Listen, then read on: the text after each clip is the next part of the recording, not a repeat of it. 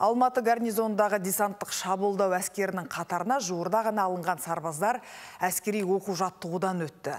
Жазықта ұйымдастырылған дайындықта жауынгерлер ауыр техникаларға шабуылдау, жауға тойтарыс беру әдісін тәжірибе жүзінде іске асырды.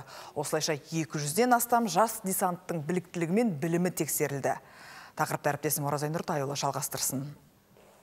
Қою қара түтінмен жазықта желде ескен БТР көлігі. Бұған дейін оқ ату нысанаға дәл тигізу сияқты дайындықтардан өткен жас десантшылардың бұл жолы төзімі біраз сыналды. Іле полигонында өткен оқу жаттығуда сарбаздар ауыр техникаларға кері шабуыл жасау, жауға тойтарыс беру жоспарын іске асырып, соғыс жағдайында жылдам әрекет етуді үйренді. Атмосфера өте керемет. Сөзбен айтып жеткізу өте қиын. Бұл нәрсе бірінші рет көргеннен кейін. Сәл қобалжу бар, бірақ та осы нәрсе істеп болғаннан кейін жеңілдік сезім болады екен, өте керемет.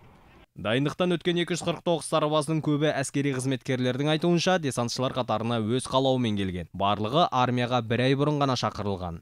Бүгінгі жаттығуда барлық сарбазымыз танктың өту жаттығуын өте жақсы орындап, ешқандай қауіпсіздік ережелерін бұзушылықтар болған жоқ. Оны өзіміздің офицерлер мен сержанттар тарапы жете бақылап, барлығын дұрыстап өткізуін қадағалап жатыр.